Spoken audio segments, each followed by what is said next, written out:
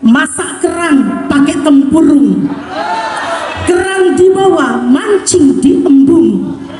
Selamat datang Bang Rocky Gerung. Sebelum pulang jangan lupa makan percing kangkung. Boleh tepuk tangan dulu dong buat tamu sewa kita Bang Rocky Gerung.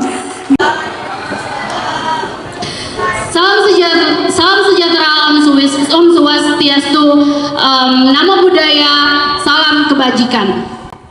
Bapak Ibu hadirin sekalian, senang sekali saya selaku moderator Nuriski Arianti akan memandu acara pada sore hari ini. Para hadirin sekalian, kita sudah bersama Bung Rocky Gerung. Gimana nih kabarnya, Bung? Kabar saya, tadi apa bantunya tadi? Masak kerang pakai tempurung. Masak kerang pakai tempurung, Mama senang bersama Rocky Gerung.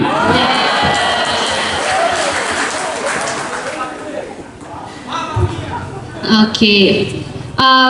Selamat datang sebelumnya Bung Rocky di Lombok Timur, khususnya di Desa Montong Tangi.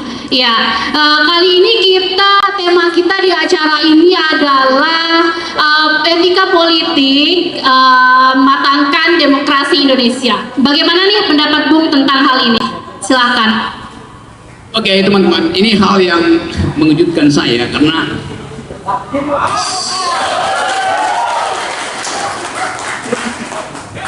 kalau saya lihat ada sebanyak ini berkumpul sore ini, maka saya mau ganti KTP Lombok Timur buat nyalek dari sini. Tapi saya tahu bahwa ada yang lebih bermutu yang dikenali oleh saudara-saudara di sini, yaitu guru najam yang sangat tajam. Dia nekat mengundang saya ke sini dengan konsekuensi dia bisa dibully oleh partainya.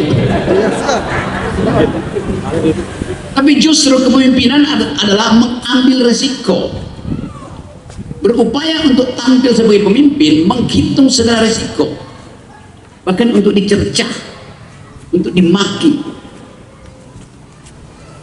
atau dikhianati.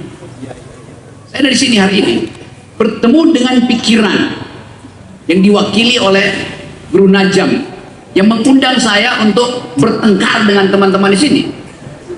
Saya ingin bertengkar dengan saudara-saudara karena pikiran dimaksudkan dihidupkan melalui pertengkaran. Kalau Anda berpikir dan nggak ada orang yang mempersoalkan pikiran Anda, itu artinya Anda tidak berpikir. Pikiran hanya disebut pikiran kalau ada pertengkaran pikiran. Kalau Anda berpikir dan tidak ada yang menentang Anda, artinya Anda sedang berdoa. Berdoa nggak boleh diganggu, berpikir harus diganggu. Apalagi kalau itu, apalagi kalau itu pikiran pejabat, mesti diganggu. Besok saya pasti dipanggil polisi karena kemarin saya mengganggu pikiran Pak Jokowi, yang lagi viral sekarang. Bagaimana mungkin saya dituduh menghina Presiden Jokowi? Setiap ucapan saya dianggap menghina presiden. Memangnya presiden manusia? Yang boleh terhina hanyalah manusia karena dia punya martabat. Presiden tidak punya martabat karena presiden bukan orang. Presiden itu fungsi. Jadi yang saya hina bukan Jokowi, tapi kedudukan dia sebagai presiden yang kita pilih sama-sama. Itu pentingnya kita berpikir kritis. Manusia punya martabat, martabatnya melekat seumur hidupnya. Presiden kita pilih setiap 5 tahun. Mana ada martabat setiap 5 tahun? Jadi kacau cara berpikir bangsa ini. Tidak boleh ada personifikasi pada Presiden Jokowi. Apakah Presiden Jokowi orang baik? Sebagai kepala keluarga, Presiden Jokowi sebagai kepala keluarga dia baik. Karena dia ingin semua anaknya punya bisnis. Karena dia ingin semua anaknya punya jabatan politik. Nggak ada soal. Sebagai Jokowi kepala keluarga, sebagai kepala keluarga Jokowi baik, sebagai kepala negara dia buruk.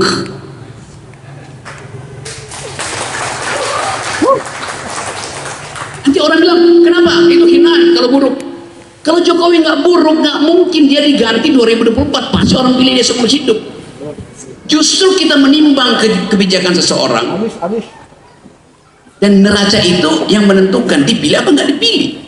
Kan Jokowi dipilih oleh rakyat Indonesia. Yang pilih Jokowi itu 52%, 47 pilih Prabowo. Jadi dia tidak dipilih oleh semua orang Indonesia. Jokowi milih PDIP, PDIP jumlah suaranya cuma 19%, Jokowi dipilih oleh 52%. Berarti ada 37% yang memilih Jokowi bukan warga PDIP. Itu fairnya begitu dalam politik. Kita nggak boleh berbohong tuh. Nggak ada orang yang memilih Jokowi 100%. Bahkan jumlah suara PDIP tidak cukup untuk menjadikan Jokowi presiden, hanya 19%. Logikanya begitu. Jadi kalau saya kasih kritik, betul-betul dari dalam pikiran saya di kebijakan. Sampai sekarang LPG 3 kg susah diperoleh, mak. Sampai sekarang pupuk subsidi nggak pernah sampai pada petani. Maka mari kita puji Jokowi. Bagaimana kita puji hal yang tidak mungkin? Kita mesti kasih kritik. Kritik menterinya. Oh iya, menterinya gagal. BUMN gagal, Menteri BUMN Erick Thohir. Karena dia nggak mengurus LPG, dia mengurus SSI. dia mengurus ambisinya. Urus diri jadi cawapres. Jadi itu intinya kan. Berapa banyak jam yang dibuang oleh Erick Thohir untuk main politik, dan dia tidak mengurus warga negara. Tapi apakah Erick Thohir salah? Yang salah lebih besar adalah Jokowi yang tidak menegur Erick Thohir. Lalu kita yang menegur Erick Thohir dianggap memusuhi Erick Thohir. Kita yang menegur Jokowi yang tidak menegur Erick Thohir dianggap kita menghina presiden. Itu namanya kegagalan berpikir. Nah sekarang kita ada di Lombok Timur untuk mengevaluasi kenapa bangsa ini gagal mewujudkan perintah undang-undang dasar, perintah konstitusi. Emangnya apa perintah konstitusi? Konstitusi cuma memerintahkan 2 hal pada presiden. 1, cerdaskan kehidupan bangsa. Itu perintah konstitusi ada di dalam undang-undang dasar. 2, pelihara fakir miskin. Hanya itu perintah konstitusi, wajib dilakukan presiden. Sekarang kita tanya, sudah dijalankan belum? Sudah BLT, oke. Berarti kemiskinan sudah berkurang. Tanya pada statistik BPS, kemiskinan kita bertambah. Rasio kemiskinan kita 9,8%. Zaman SBY 7%. Artinya makin miskin hari ini. Gampang membuktikan itu. Apalagi jarak antara orang kaya dan orang miskin di Indonesia makin jauh. BLT itu menghina rakyat. Ya, karena setiap ada pemilu BLT ditambah supaya rakyat diam. Banyak rakyat, petani nelayan yang melantarkan sawah dan perahunya karena menganggap udahlah terima BLT aja. Jadi kita dibius oleh BLT yang nggak seberapa. Apakah BLT cukup 600.000, 700.000? Tidak. Negara ini kaya raya karena kita ekspor bahan mentah kita tuh. Dalam hitungan saya, setiap rakyat Indonesia berhak atas 25 juta sebulan dikasih pemerintah gratis. Karena yang dikumpulkan pemerintah, dia gali dari bumi kita. Dia panjat pohon sawit yang tumbuh dari lahan petani. Siapa yang memperoleh 25 juta itu? Bukan petani. Yang memperoleh 10 kali 25 juta, 1000 kali 25 juta, 1 juta kali 25 juta, hanya 4 orang. Itu yang disebut oligarki, yang menguasai sumber-sumber ekonomi kita. Jadi kita mau bongkar kemaksiatan politik ini. Apa itu? Kejahatan kekuasaan. Jahat pemerintah ini. Kalau kita ngomel-ngomel misalnya, ya sudahlah nggak apa-apa, kan digali untuk kepentingan, nggak balik ke Indonesia yang diambil dari bumi Indonesia. Presiden Soeharto, bumi, tanah, air kita dieksploitasi habis-habisan, dijual ke luar negeri. Yang balik ke negara masih 33 sampai 35%. Cuman Pak Harto. Pak Harto paksa Anda konglomerat kembalikan uang ke negara. Kami udah kasih Anda konsesi, silahkan rampok hutan, balikin ke kita. Pak Harto minta 60%, yang balik cuma 33%. Gagal. Zaman SBY yang balik tinggal 27%. Zaman Jokowi yang balik tinggal 6%. Jadi di mana perintah konstitusi sejahterakan rakyat? Yang sejahtera adalah 4 orang dan yang mereka yang oligarki, yang menguasai tambang-tambang, menguasai lahan sawit. Kan itu intinya kan. Apa akibatnya kalau uang rakyat tidak balik pada rakyat? Akibat pertama adalah angka stunting di Indonesia prevalensinya 24 ke 25%. Artinya 24 ke 25%. Artinya dari 4 bayi yang lahir, 1 pasti kekurangan gizi. 1 itu 25%. Dari 4 bayi yang lahir, 1 pasti otaknya akan menyusut, tidak berkembang. Itu yang terjadi. Ibu-ibu rahimnya senyum karena akan ada bayi baru, iya. Tapi dari 4 ibu, 1 bayi pasti kekurangan gizi. Anak yang kekurangan gizi, otaknya tidak akan mampu berkembang dan akan mengalami defisit 25%. Otaknya nggak bisa tumbuh. Jadi pemerintah tidak menghasilkan kemakmuran sehingga hak ibu-ibu untuk merawat rahimnya tidak diberikan oleh negara. Padahal negara mengambil kekayaan dari tanah ibu-ibu, mak-mak. Itu dasarnya kenapa saya kasih kritik.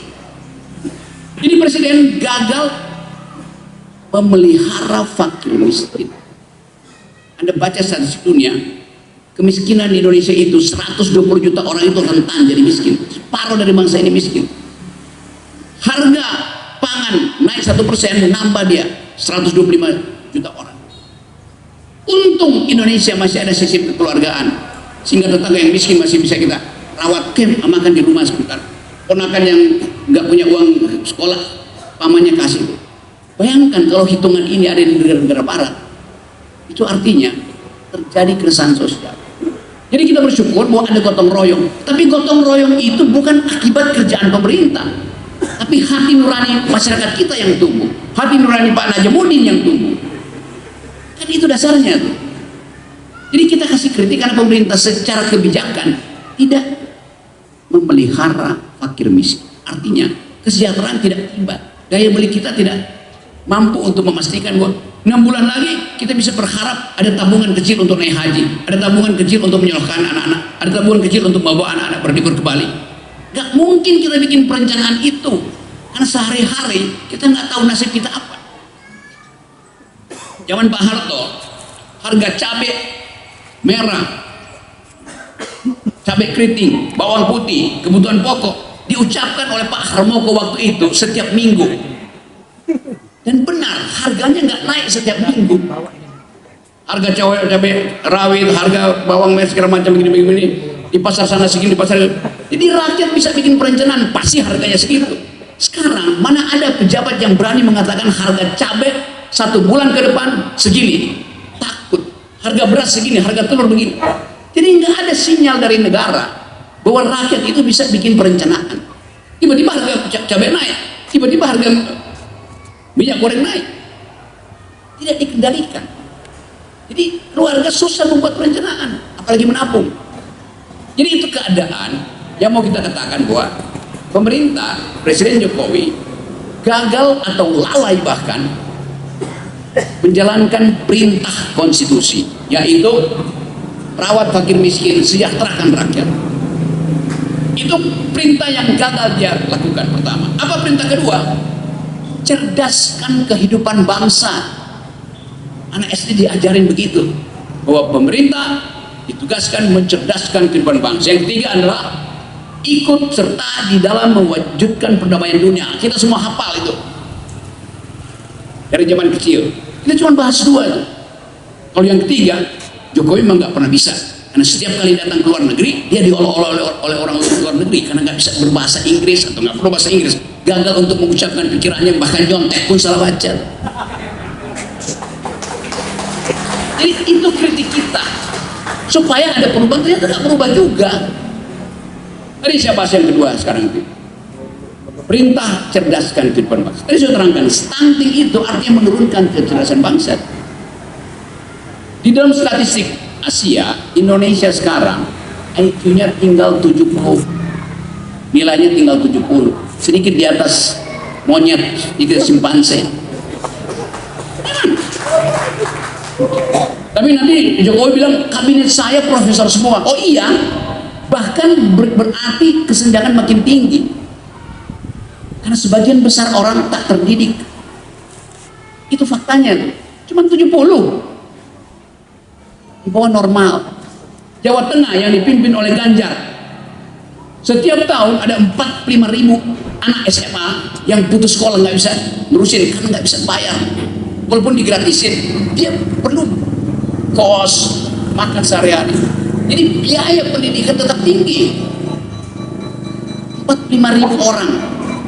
Dan Jawa Tengah provinsi paling miskin di Jawa. Jadi bayangkan, gubernur yang gagal memelihara pendidikan, gagal memelihara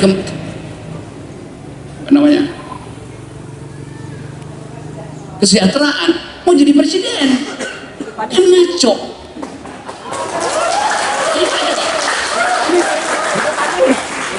Saya terangkan faktanya.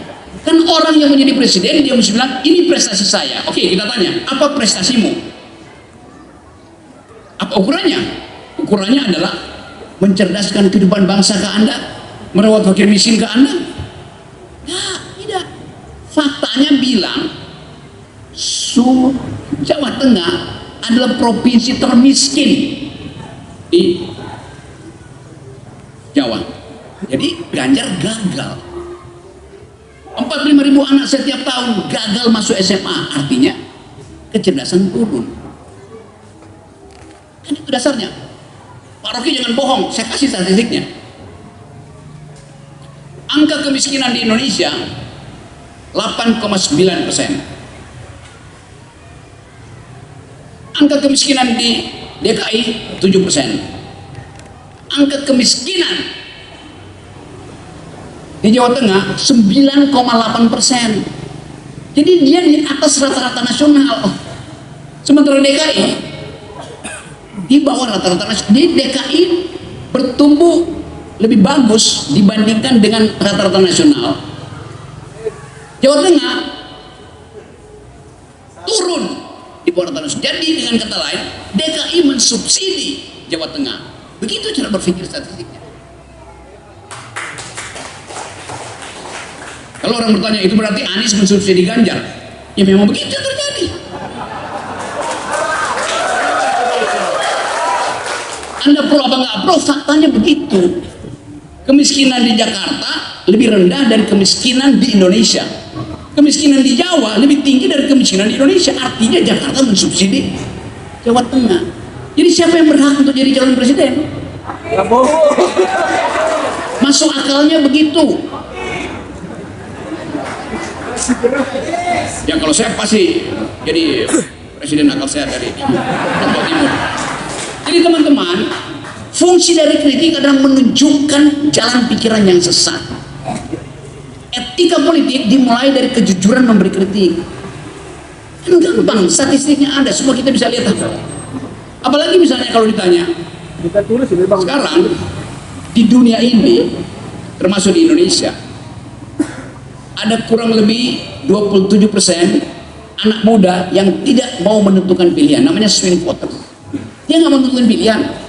Kenapa? Kalau saya bercakap-cakap ke mereka bilang begini, bagi kami anak muda ada dua hal yang membuat kami resah. Kenapa?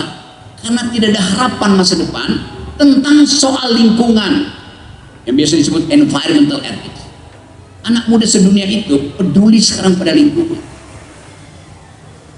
Yang kedua, anak muda sedunia dan di Indonesia tahu bahwa ada potensi terjadi perang dunia ketiga karena ketegangan di Cina Selatan, ketegangan di Indo-Pasifik, ketegangan di Ukraina. Lalu mereka menunggu mana calon presiden yang memberi kita kepastian bahwa tidak akan ada bencana ekologis, tidak akan ada bencana perang. Mereka belum dengar. Mereka menunggu, nggak mau kasih suara. Inilah swing voters yang jumlahnya 60% dari pemilih Indonesia. Jadi Anda lihat bahwa keadaan kita tidak ditentukan oleh cawe-cawenya Jokowi, koalisi sana, koalisi ini. Enggak, idenya apa ke depan. Jadi kita bicara tentang makro hari ini, dan kita bisa pakai soal makro itu untuk menilai pemimpin-pemimpin yang tingkatnya mikro, tingkatnya lokal. Gubernur kita nilai, bupati kita nilai, ketua DPRD kita nilai. Hanya dengan maksud supaya ada perjanjian jujur di antara rakyat dan pemimpin. Yang terjadi adalah anggota DPR, ketua DPR nggak mau dikritik, ketua partai nggak mau dikritik, menteri nggak mau dikritik, presiden nggak mau dikritik. Padahal mereka tadinya adalah peminta-minta suara rakyat. Anggota DPR, anggota kabinet, presiden, dulu waktu mereka kampanye minta mengemis suara rakyat. Itu pengemis semua. Sekarang mereka menjadi bos. Bagaimana mungkin Anda dulu mengemis kok? Pak Rocky, Pak Najam, pilih kami ya. Oke. Begitu nyampe, Najamnya di PAW. Dia dipilih oleh rakyat, di PAW oleh ketua partai. Di mana akalnya? Yang bisa PAW itu adalah rakyat karena dia dipilih langsung. Ini sistem pemilihan langsung. Demikian juga presiden. Ditegur oleh rakyat dia marah, ditegur oleh buruh dia marah tuh. Coba bayangin bagaimana tipu-tipunya tuh. Omnibus Law udah dinyatakan itu tidak legal oleh Mahkamah Konstitusi. Lalu dicari akal. Kalau undang-undangnya tidak legal, keluarkan Perpu. Perpu itu pengganti undang-undang yang nggak perlu dibahas di DPR. Isi Perpunya sama dengan Omnibus Law. Lalu Perpu itu dinaikkan jadi undang-undang. Kan gila nih negeri ini, bukan negeri ini, pemimpin negerinya. Jadi Anda bayangkan, negeri ini ada kepala negara, kepalanya tidak ada isinya. Bahaya betul. Saya terangkan itu di mana-mana. Anda menghina Jokowi? Enggak, saya nggak menghina. Ada perjanjian bahwa kepala negara itu harus berpikir. Yang dia pikirkan sekarang adalah keselamatan dia setelah lengser nanti. Itu yang dipikirkan. Nggak ada dia pikirkan tentang harga bahan pokok.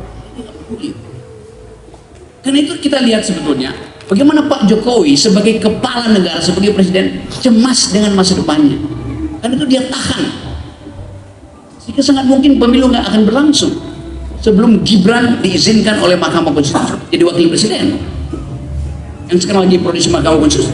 Karena itu otaknya busuk. Serius saya bilang itu. Karena presiden akan datang itu dipilih oleh rakyat, bukan ditentukan oleh presiden sekarang. Misalnya begitu. Jadi saudara-saudara, misalnya kita mau pemilu, kata presiden tunggu kepastian saya tentang siapa yang saya inginkan jadi presiden, siapa yang saya inginkan jadi wakil presiden. Jadi kita tunggu disodorkan pilihan oleh Jokowi. Padahal kita yang mesti milih. Itu namanya kita milih kucing dalam karung. Dan karungnya bolong, kita tahu isi kucingnya. Itu yang saya sebut sebagai ketidakjujuran. Itu yang membuat etika politik itu mental, semental-mentalnya revolusi mental. Gak ada kesempatan bagi kita untuk evaluasi etika. Itu yang menyebabkan saya kagum, saya diundang di sini bertemu dengan teman-teman yang saya anggap kalian adalah sahabat berpikir saya. Dan saya percaya bahwa di daerah lain ada komunitas semacam ini yang menunggu momentum, yang berupaya untuk menerbitkan kembali harapan. Jadi kita hanya bisa saling memberi motivasi sambil kita menunggu agenda politik. Ajaibnya kita menunggu agenda politik yang akan ditentukan oleh Pak Jokowi. Gak masuk akal. Di dalam segala macam argumentasi tidak masuk akal. Oleh karena itu kita balik pada prinsip siapa yang layak jadi leader, layak jadi pemimpin. Apakah dia yang elektabilitasnya tinggi? Sekarang kita hitung, apa itu elektabilitas? Hasil survei lembaga survei. Siapa itu lembaga survei? Kita nggak tahu. Kenapa tiba-tiba hak kita ditentukan oleh lembaga survei? Kalau kita bilang di kumpulan ini yang bisa menjadi presiden, yang mampu untuk memimpin negara adalah seorang ulama yang setiap hari memperhatikan kehidupan rakyat dari Lombok Timur. Oh, nggak bisa, nggak ada dalam survei. Kalau begitu yang dalam survei siapa? Oh, si B yang punya 30 perusahaan, 300 perusahaan lainnya terselubung di luar negeri. Kita nggak tahu dia siapa. Tiba-tiba jadi calon wakil presiden. Kenapa? Karena balihonya dipasang di mana-mana. Sementara baliho seorang yang jujur tidak mungkin dipasang karena dia nggak bahkan mampu untuk membiayai kertas lembar untuk mengatakan dia jujur. Jadi orang yang punya uang bisa sesuka-sukanya memanipulasi opini publik. Balihonya besar, otaknya kecil. Masa kita pikir begitu kan? Jadi akan ada ukuran siapa yang berhak dan boleh kita loloskan. Bukan dia yang punya elektabilitas, tapi pertama-tama dia yang punya etikabilitas atau moralitas. Kejujuran itu pertama-tama, kebaikan hati adalah pertama-tama, solidaritas adalah pertama-tama. Itu namanya filter pertama. Calon presidennya, calon bupatinya, calon wali kotanya, calon gubernurnya lulus nggak ujian moral? Satu. Kalau dia lulus, ada ujian kedua, ujian intelektual. Moralnya boleh bagus, tapi kalau otaknya nggak bekerja, dia akan potensi untuk dimanfaatkan oleh orang yang lebih pintar. Itu namanya filter kedua, namanya intelektualitas. Filter pertama tadi namanya moralitas, filter kedua intelektualitas. Kalau udah lolos itu baru kita izinkan dia diuji elektabilitasnya. Begitu cara berpikir demokrasi. Bukan elektabilitas aja lalu diabaikan moralitas, diabaikan intelektualitas.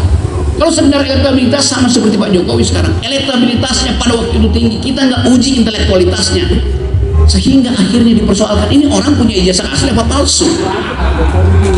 Karena terlihat kok nggak ada konsep di kepalanya. Pertanyaan itu resmi diajukan oleh masyarakat. Mengapa presiden tidak mampu untuk bicara dengan kalimat yang jernih? Bukankah dia sarjana? Lalu orang curigai, sangat mungkin dia tidak punya pengetahuan dasar tentang metodologi.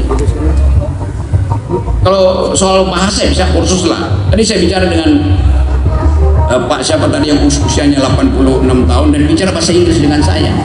He does speak English. Karena berupaya untuk belajar, untuk memahami. Kita nggak lihat Pak Jokowi berupaya untuk dia menyontek aja. Ngapain nyontek? Bicara aja bahasa Indonesia, akan dapat terjemah kok. Kenapa malu pakai bahasa Indonesia tuh? Pakai bahasa asing yang justru salah. Jadi itu yang kita sebut sebagai keangkuhan. Pak Harto paham bahasa Inggris, dia ngerti. Dia nggak pernah bicara bahasa Inggris di forum internasional. Bagi dia, bahasa Indonesia itu adalah bahasa 200 juta orang. Kenapa takut pakai bahasa Indonesia?